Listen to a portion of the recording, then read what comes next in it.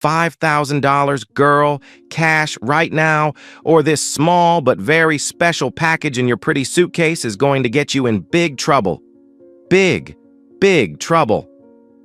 The husky voice, thick with the smell of cheap, unfiltered Camel cigarettes and full of the smugness of a middle-aged man whose face was etched with time and bad habits, rang out as she stepped into the unusually laid-out customs area, strangely deserted compared to the usual hustle and bustle of one of the world's largest international airports, Chicago's O'Hare International Airport. Cold neon lights from the ceiling cast a dim glow across the polished but worn tile floor. A young woman, with a healthy, honey-colored complexion, stood out and attracted all eyes without even meaning to, in a gray business suit, exquisitely tailored by a famous London tailor, hugging her well-proportioned, toned, and vibrant figure.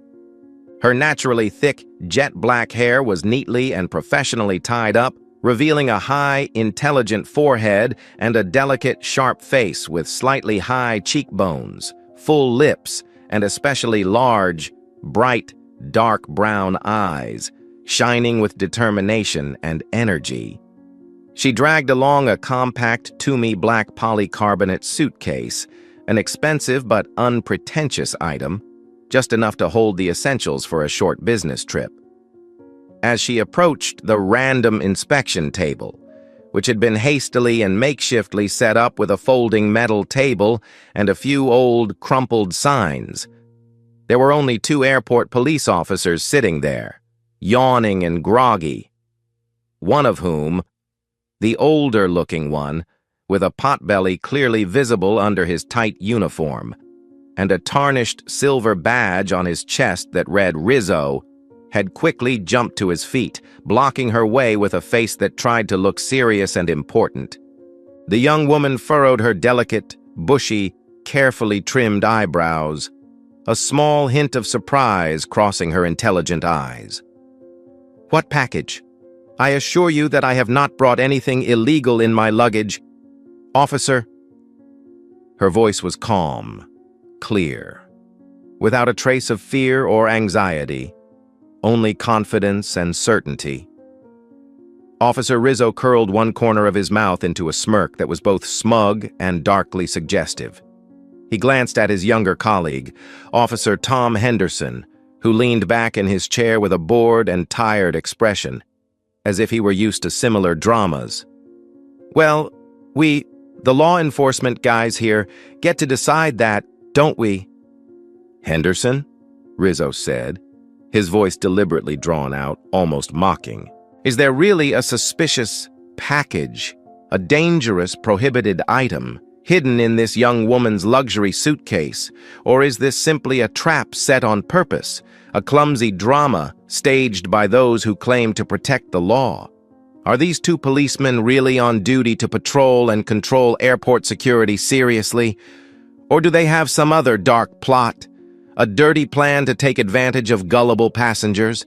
And who is this young, beautiful woman who exudes a special, indescribable aura? And how will she deal with this dangerous situation, full of traps and possibly ruining her future? Let's follow closely to discover the secrets hidden behind that seemingly normal appearance."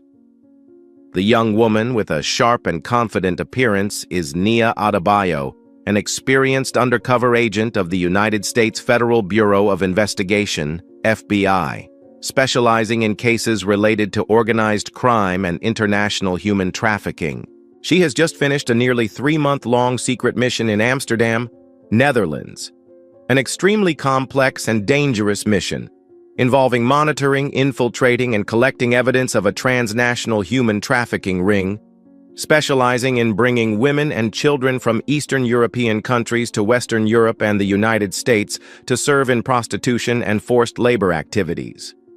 She is on a direct flight from Amsterdam back to FBI headquarters in Chicago to report the detailed results of the mission and prepare to receive new instructions from her superiors, to ensure absolute safety for herself and the secrecy of her special work. Nia always tries to keep a low profile, blending into the crowd. This time, She deliberately chose the outfit and demeanor of a successful businesswoman, a senior financial consultant who often had to travel between countries to attend conferences and meet partners in order to avoid attracting unnecessary attention from anyone, including potential colleagues in other law enforcement agencies at the airport. She did not want any incident to occur that could expose her identity or affect the confidential information she was carrying. Meanwhile, in another corner of the airport, Officer Frank Rizzo and Officer Tom Henderson, two members of the Chicago Airport Police Force who were supposed to be responsible for the security and safety of passengers, were quietly carrying out their illegal activities. They had been operating under this model of illegal business for quite a long time, perhaps several years, without being detected or perhaps with someone's protection. They often chose to target passengers who appeared to be wealthy and prestigious, especially women traveling alone, foreigners unfamiliar with local laws, or members of minority communities whom they considered vulnerable, easily intimidated, and unlikely to fight back or complain to higher authorities. Their plan is simple, but has proven quite effective in many cases. Create a random and unexpected security check situation, then find a way to trap the victim by secretly placing a small amount of fake drugs or some other fake illegal substance in their luggage, then use that evidence to threaten, coerce, and finally extort a large sum of money. Officer Rizzo, the older, more senior, and also the more cunning one in the department, was the mastermind, the ringleader of all these dirty deeds. He was an insatiable, greedy man, a worm who was constantly undermining the reputation of the police force, a man who would stop at nothing to earn his ill-gotten gains.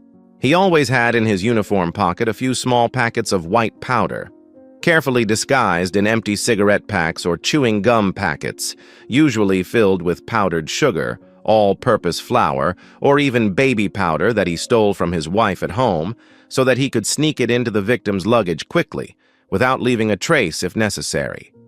Henderson, the younger colleague, who had only been in the industry for a few years, was initially hesitant, shy, and even scared when Rizzo, whom he considered a senior in the profession, dragged him into this illegal path. But then, faced with the irresistible temptation of dirty money earned so easily, and the imposition and hidden threats from Rizzo, a person with a voice and many relationships in the department, Henderson gradually became an accomplice, a right-hand man. Although deep down, he always felt insecure, guilty and afraid that one day this terrible incident would be exposed, and he would have to pay a heavy price for his actions. As Nia Adebayo, with her confident, elegant, and somewhat cold, aloof appearance of a successful international businesswoman, stepped out of the arrival gate of Flight KL611 from Amsterdam, Officer Rizzo, who was leaning against a nearby wall with a bored, languid look on his face, pretending to be on patrol, monitoring security, immediately winked discreetly at Henderson, who was dozing at a nearby table. "Look, Henderson, the big fish just came in," Rizzo whispered, his voice filled with excitement and greed. "A good catch. Looks like she has a lot of money, and she's alone, and definitely easier to handle than some big, tough guy. Be prepared to welcome her properly." They quickly moved in and set up a makeshift, random security screening area with nothing more than a rusty metal folding table and a few old, crumpled signs haphazardly erected in a rather hidden, less frequented corner of the customs and baggage claim area. As Nia Adebayo pulled her Toomey suitcase closer, Officer Rizzo hurriedly stepped forward, blocking her path with a serious, important look on his face. "Good afternoon, ma'am. We are officers with the Chicago Airport Police Force. As per protocol, we need to conduct random security checks on certain passengers' luggage. Please follow us to the private screening room to do so," he said, trying to sound professional and polite, but not hiding his overbearing, arrogant tone. Nia was a little surprised and a little annoyed by this sudden request, because she had just passed through the main security checkpoint of the airport and had no problems with her luggage. Everything had gone smoothly. However, with her extensive experience as an undercover agent, she knew that arguing or being uncooperative with the police right here, in the middle of a public and crowded place like this, was unwise and could cause unnecessary trouble. She nodded reluctantly, trying to keep her face calm. "Okay, officers, I'm willing to cooperate." They asked Nia to follow them into a small, dimly lit and stuffy screening room tucked away behind a row of airport staff offices. Officer Rizzo's explanation for this request was that there were some suspicious signs, some unusual images from your baggage scanner that we needed to check further to ensure safety. A blatant lie and completely baseless. Inside the small room, there was only an old metal desk, a few rickety plastic chairs, and a small, cheap security camera mounted on the corner of the wall. However, Nia quickly realized that the camera's lens seemed to have been intentionally tilted slightly from its usual position, or that something, perhaps a piece of black tape or a small piece of paper, had been stuck over it to obscure a vital part of its view. It was clear that the two policemen had prepared in advance for their shady actions. While Officer Henderson, with a fake innocent look on his face, deliberately distracted Nia by asking her silly questions, unrelated to her security or her trip, such as, "Are you on a business trip or a vacation? How long have you been in Amsterdam? Is your job very stressful?" Officer Rizzo, with a cold, emotionless face and an arrogant attitude, quickly opened Nia's Toomey suitcase, despite her polite objections, requesting an official search warrant or at least her explicit consent before rummaging through her personal belongings. And then, with a quick, practiced movement like a long-time professional thief, he stealthily and discreetly dropped the small packet of white powder he had prepared in advance into a hidden compartment deep inside the fabric lining of the suitcase. After successfully completing his mission, Rizzo began to rummage around purposefully, pretending to be looking for something very important. And it didn't take long. After just a few minutes of pretending to search, he accidentally discovered the illegal package, which was the white powder he had just put in. He carefully picked up the white powder with 2 fingers, held it in front of Nia, his expression extremely serious, even a little angry, as if he had just discovered a dangerous criminal. Henderson, his young colleague, also quickly got into character, pretending to be surprised and worried, exclaiming in a voice full of concern, "Oh my God, miss, what is this? It looks a lot like drugs. You're in big trouble. This is no joke." Nia Adebayo stared at the small packet of white powder resting on Officer Rizzo's dirty fingers, then at his calculating, cunning face and Officer Henderson's clumsy fake acting. With her FBI agent's experience and intuition, she knew immediately that she had been blatantly set up, a cheap stunt by these 2 corrupt cops. "It's not mine," she said firmly, her voice surprisingly calm, not a hint of panic. "There must have been a mistake or someone deliberately put it in my suitcase when I wasn't looking. I demand that the package and my entire suitcase be fingerprinted immediately. I also request that my attorney be contacted." Officer Rizzo smirked, a smile full of disdain and smugness.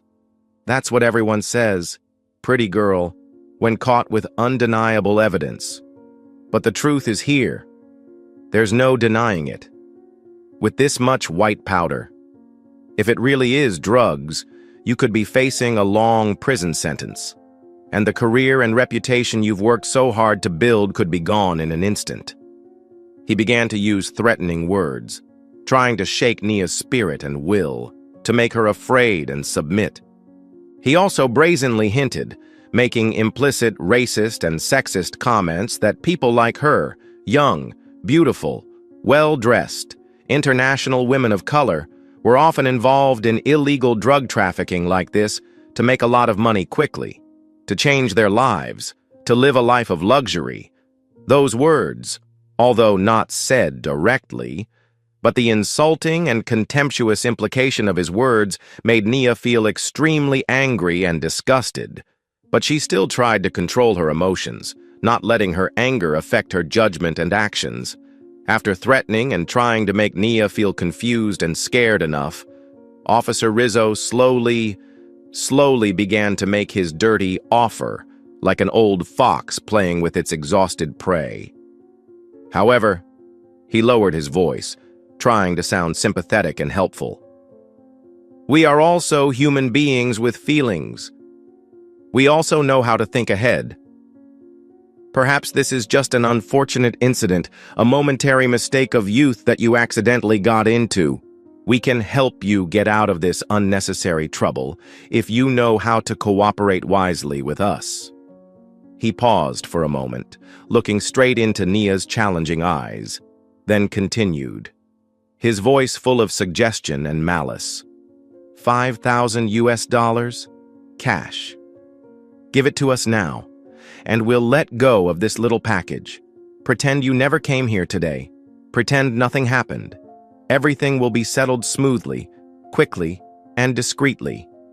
It's just a little misunderstanding. Right, girl? How do you like our attractive offer? Nia Adebayo, despite the indescribable wave of anger and disgust at the despicable and dirty behavior of these two corrupt police officers, still managed to maintain an incredibly calm expression.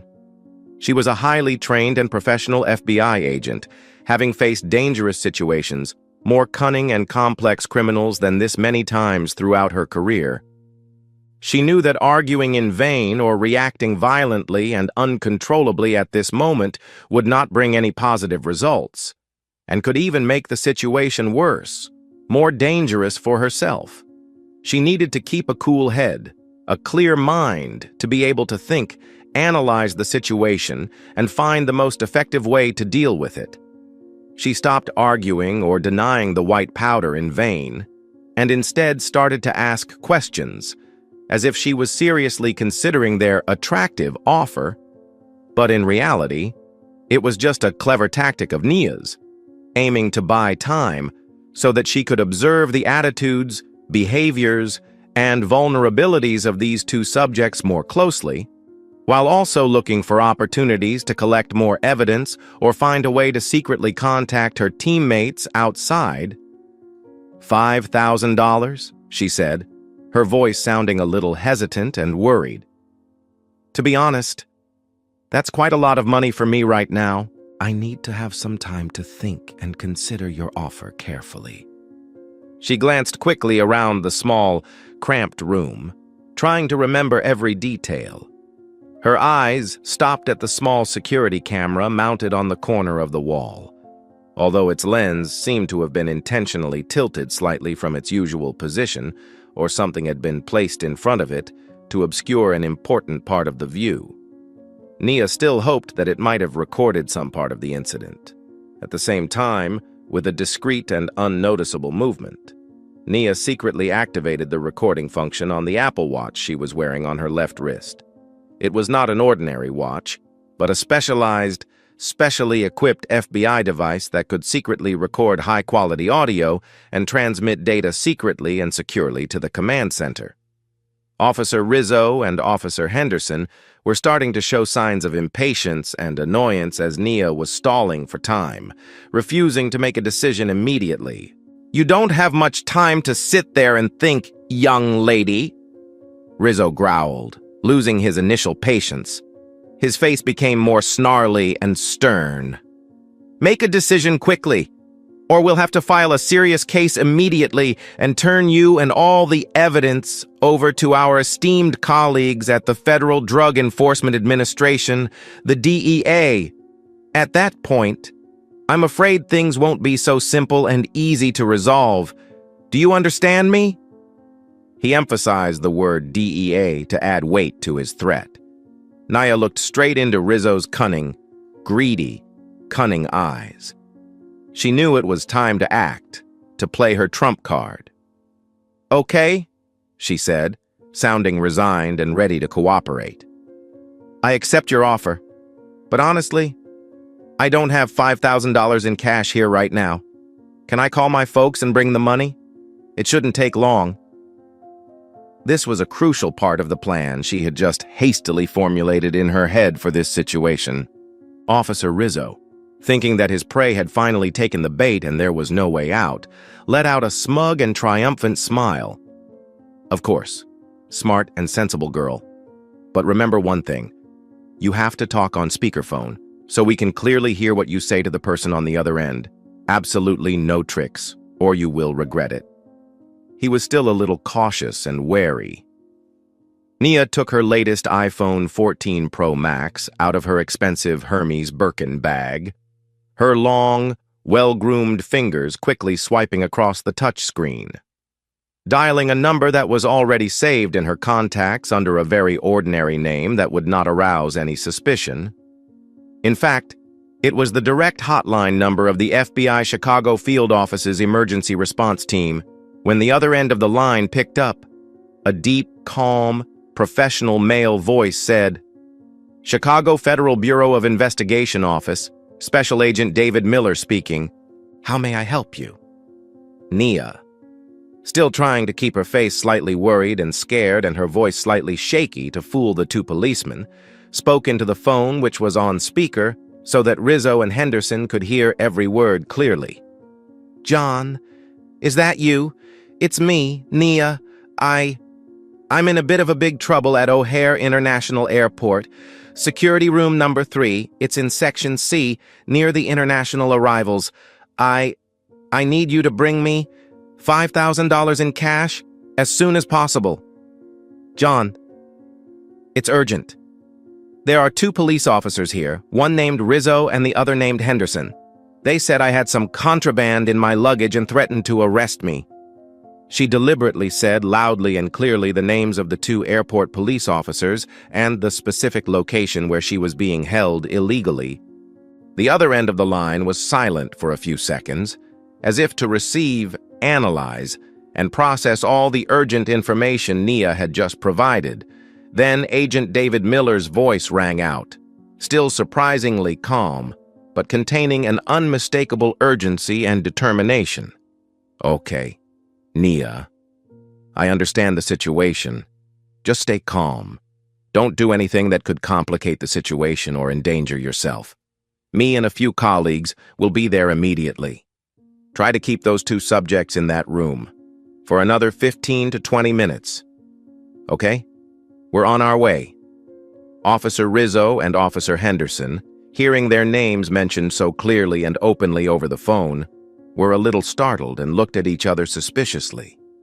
But they still reassured themselves that it was simply a relative, a friend, or maybe Nia's personal lawyer, and that they were about to get a big deal, a huge sum of money without much effort. Little did they know that an even bigger trap, a trap of justice, of the law, was slowly, quietly tightening around them, leaving them no way out. About 15 minutes later, as promised over the phone, the rickety door of the small security room was suddenly pushed open. But the person who entered was not a worried family member bringing money to Nia, but a group of 4 men in plain clothes, looking very strong and agile, exuding a professional air, a cold and powerful aura that was hard to describe. Leading the group was a middle-aged man, with neatly cut short gray hair, a square, serious, resolute face, and sharp blue-gray eyes like razors, seeing through all lies. The man walked quickly and firmly towards Nia Adebayo, giving her a discreet nod, a sign that everything was under control. "Agent Adebayo, are you okay?" he asked, his voice filled with genuine concern but still maintaining the professionalism and calmness required of a commander. Then, without waiting for Nia to answer, he turned around, facing Officer Rizzo and Officer Henderson directly, who were standing there in surprise, bewilderment, and beginning to sense that something was seriously wrong. that danger was approaching. The middle-aged man pulled out a shiny metal badge from his suit jacket pocket, clearly engraved with the letters FBI and the majestic eagle symbol. "This is Special Agent in Charge David Miller, Federal Bureau of Investigation, Chicago Field Office, Organized Crime and Corruption Unit. Are you Officer Frank Rizzo and Officer Tom Henderson, currently assigned to the Chicago O'Hare International Airport Police Department? We have received an urgent and credible tip-off about your alleged corruption, abuse of power, and attempted extortion of a United States citizen." Nia Adebayo slowly stood up straight, the worried, scared, and somewhat weak expression from earlier completely gone, replaced by a cold, confident, professional demeanor and full of the courage of an FBI agent on duty. "Thank you, sir, for coming in time and assisting," she said, her voice clear, distinct, and without a trace of trepidation. "These are the two subjects who deliberately planted a package of white powder, suspected to be drugs, in my luggage, and then brazenly demanded $5,000 in cash from me to drop the case and not be prosecuted." Officer Rizzo and Officer Henderson's faces instantly turned as white as chalk, drained of blood. "FBI? Special? Federal agent?" Rizzo stammered, his voice shaking so much he could barely hear it, unable to believe what was happening right before his eyes. He looked at Nia, the woman he had just despised and threatened. Then at Chief Agent David Miller and the tall, stone-faced men blocking every exit from the room. He knew that he had truly fallen into a trap much bigger, much more dangerous than the one he had tried so hard to set for this young woman. He had hit a rock, hit someone he had never, ever should have hit. Henderson was shaking like a leaf in the wind, his knees weak, barely able to stand, almost collapsing to the floor. No, it can't be. This must be a mistake, a terrible misunderstanding. We didn't do anything wrong." He tried to stammer out meaningless words, weak denials in his extreme panic.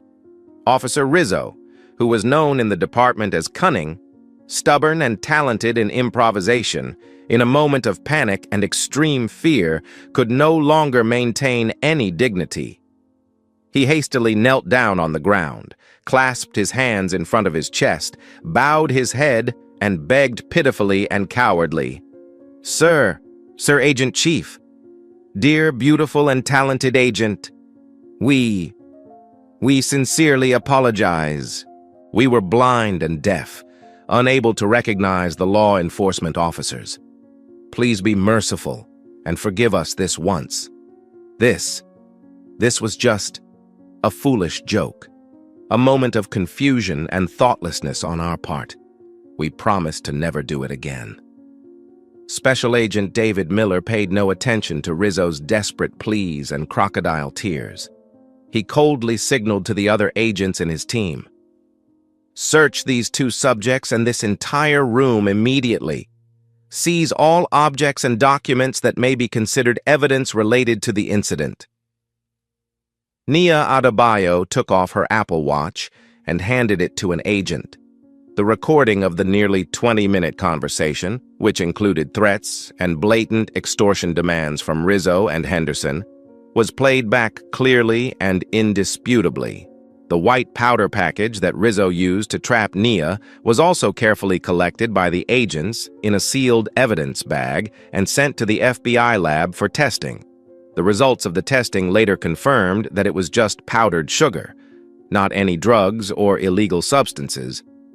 The security camera mounted on the corner of the room, although Rizzo intentionally turned it slightly to limit the view, still recorded some of his suspicious actions when he illegally approached and opened Nia's suitcase, as well as the moment he furtively placed something inside the suitcase.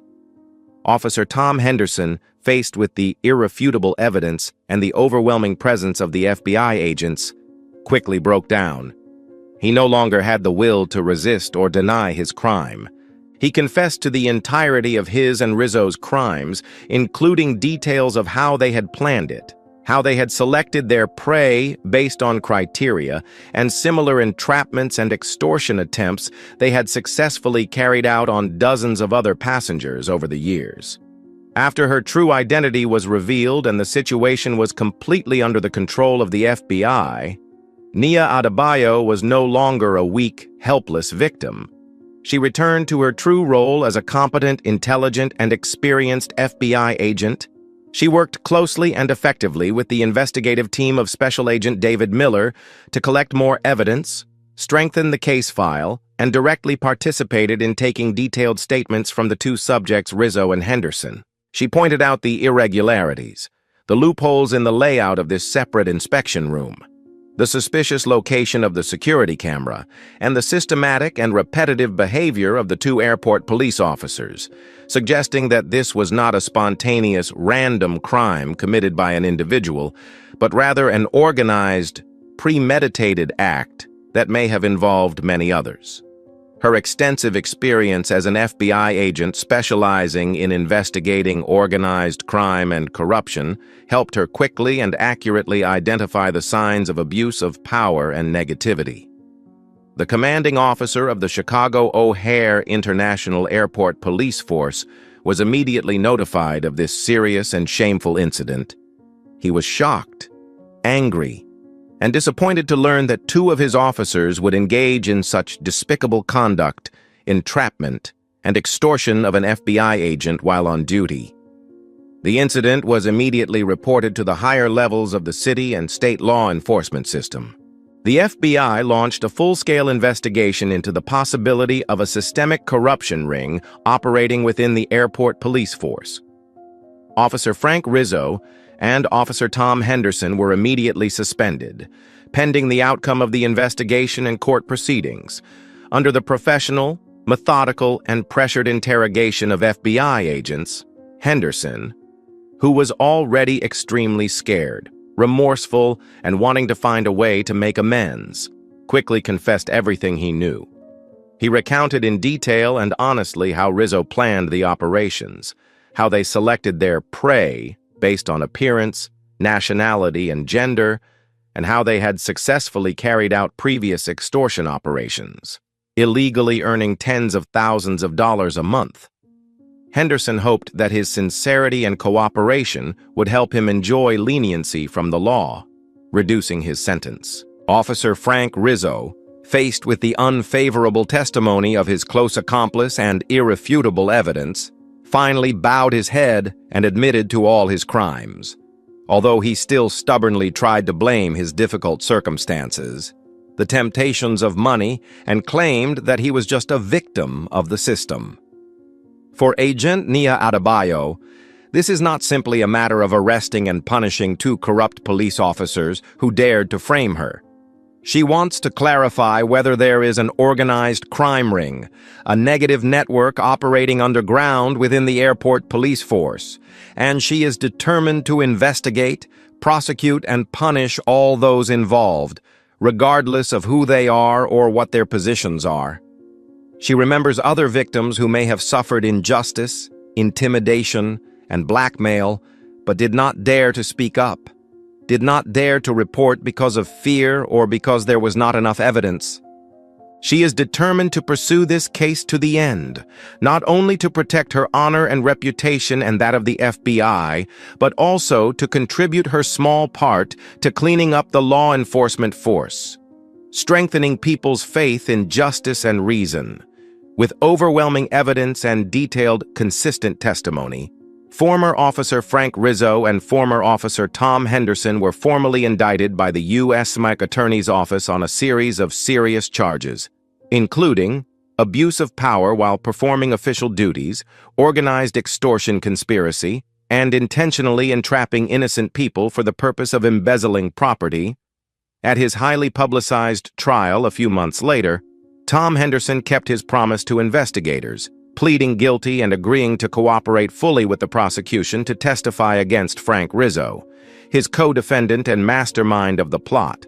In return, Henderson hoped to receive a lighter sentence than the prescribed punishment. Frank Rizzo, The stubborn, cunning, and unrepentant mastermind, after many days of intense litigation in court, with irrefutable evidence presented by the prosecution, was finally unanimously found guilty by a jury of 12 people on all charges, the judge presiding over the trial, after carefully considering the nature, severity of the crime and the consequences that the defendant had caused, sentenced Frank Rizzo to 4 years in prison. Tom Henderson, thanks to his active cooperation with the investigation agency and his less serious role in the case, received a 2-year suspended sentence and was placed on probation for a period of 3 years.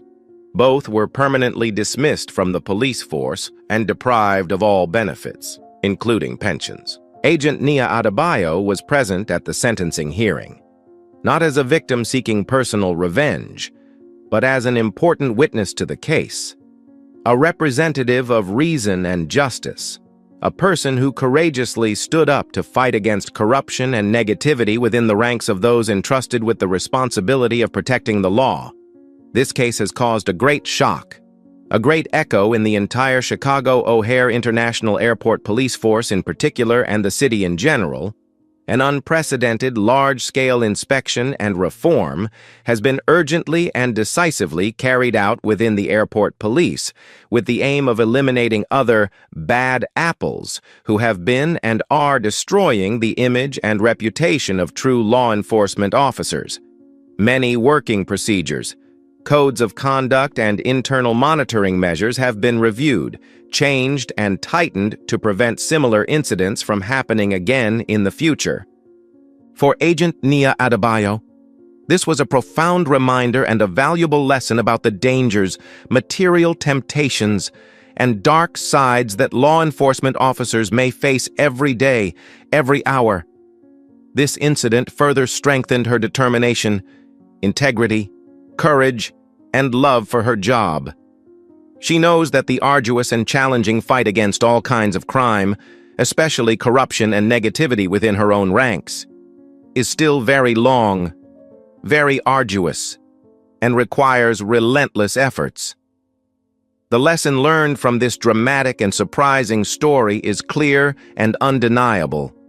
No crime, no matter how cleverly concealed, can exist and be hidden forever, especially when it is committed by those who claim to protect the law for personal gain and to enrich themselves unjustly. Bottomless greed and blind discrimination based on false prejudices will always lead to the collapse and appropriate punishment of justice and the law. And sometimes, ironically and dramatically, it is those who consider themselves intelligent, cunning hunters who become the pitiful, helpless prey in the very trap that justice has perfectly set. What do you think about the 4-year prison sentence given to former Officer Frank Rizzo in this case? Is that sentence really enough to deter similar acts of corruption and abuse of power that may occur in the future? Or is it still too light compared to what he has caused? If you were Agent Nia Adebayo, facing such a dangerous and entrapped situation, would you have chosen to handle the situation differently? Or was the plan she implemented the most perfect and effective in that situation to both protect herself and expose the crime? What thoughts and concerns has this story given you about the importance of integrity and professional ethics in law enforcement agencies, and the role and responsibility of each of us, ordinary citizens, in monitoring, detecting, and boldly denouncing such wrongdoings and negative acts to contribute to building a more just, transparent, and law-abiding society?